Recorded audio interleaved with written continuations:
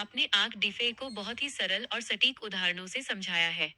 गांव के तराजू और नहर वाला उदाहरण बिल्कुल सटीक बैठता है, क्योंकि तकनीक कितनी भी बड़ी हो, उसका असल मकसद भरोसा, ट्रस्ट और न्याय फेयरनेस ही होता है। इस व्यवस्था को तकनीक की भाषा में थोड़ा और गहराई से समझते हैं कि ये जादुई तराजू असल में काम कैसे करता है। आंक डिफाई, जब नियम ही राजा हो। पारंपरिक सिस्टम में हमें एक तीसरे पक्ष मिडलमैन पर निर्भर रहना पड़ता है। लेकिन आर्क डीफाई इस निर्भरता को खत्म करने के लिए तीन मुख्य स्तंभों पर खड़ा है। एक, कोड ही कानून है, स्मार्ट कॉन्ट्रैक्ट्स। जैसा कि आपने कहा, इसमें बीच में कोई आदमी नहीं है। यहाँ इंसान की जगह स्मार्ट कॉन्ट्रैक्ट्स होते हैं। ये डिजिटल नियम हैं जो एक बार लिख दिए गए तो उन्हें कोई बदल नहीं सकता। फायदा, न दलाल अपनी मर्जी चला पाएगा, न साहूकार हिसाब बदल पाएगा। दो, खुद को ठीक करने वाली बुद्धिमत्ता, एआई ऑप्टिमाइजेशन। नहर वाले उदाहरण की तरह इसमें एआई, आर्टिफिशियल इंटेलिजेंस लगा है। अगर बाजार में उतार चढ़ाव आता है या कहीं गड़बड़ होती है, तो ये सिस्टम खुद को रीबैलेंस कर लेता है। तीन, पूरी पारदर्शिता, ट्रांसपेरेंसी। चूंकि ये ब्लॉकचेन पर आधारित है, इसलिए तराजू का हर वजन और हर लेन देन सबके सामने होता है। कोई भी इसे देख सकता है, जिससे चोरी की गुंजाइश खत्म हो जाती है। ये आम आदमी के लिए क्यों जरूरी है? पुरानी व्यवस्था, सेंट्रलाइज्ड। Arc DeFi, decentralised. फैसले इंसान लेता है, गलती की संभावना। फैसले अल्गोरिदम लेता है, सटीक। अमीर या ताकतवर का प्रभाव हो सकता है। नियम सबके लिए बराबर हैं। सिस्टम में बदलाव के लिए अनुमति चाहिए। सिस्टम अपने आप सुधार, ऑटो फिक्स करता है। डर रहता है कि कोई चूना लगा देगा। भरोसा गणित और कोड पर होता है। सीधी बात, आग डिफाई तकनीक का वो रूप है जो भरोसे की जरूरत को ही खत्म कर देता है, क्योंकि जहां नियम अटल हो वहां शक की जगह नहीं बचती।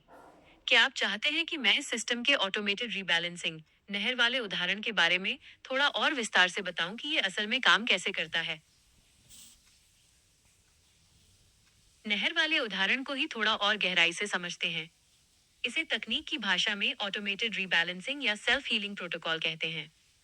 सोचिए, पुरानी नहर में अगर पानी कम हो जाए तो आपको पटवारी या किसी बड़े अफसर के पास जाना पड़ता था कि साहब पानी छोड़ दो।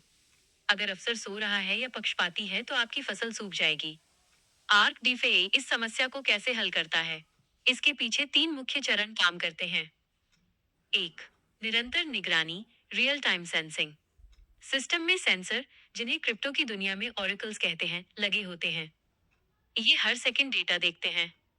जैसे ही नहर में पानी, लिक्विडिटी एक तय स्तर से नीचे जाता है, सिस्टम को तुरंत पता चल जाता है। इसके लिए किसी इंसान के फोन करने का इंतजार नहीं करना पड़ता। दो, गणितीय संतुलन, मैथमेटिकल इक्विलिब्रियम। यहाँ एक खास नियम काम करता है, जिसे अक्सर x टाइम्स y इक्वल्स के फॉर्मूले से समझा जाता है।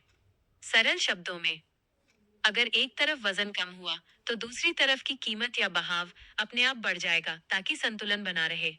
ये बिल्कुल वैसा ही है, जैसे तराजू का एक पलड़ा भारी होने पर दूसरा अपने आप ऊपर उठ जाए, बिना किसी के हाथ लगाए। तीन, स्वायत्त सुधार, ऑटोनोमस एग्जीक्यूशन। सिस्टम अपने आप स्मार्ट कॉन्ट्रैक्ट्स को आदेश देता है। तरलता बढ़ाओ, अगर पानी कम है तो ये बाहर से पानी एसेट्स खींचने के लिए रिवॉर्ड बढ़ा देगा।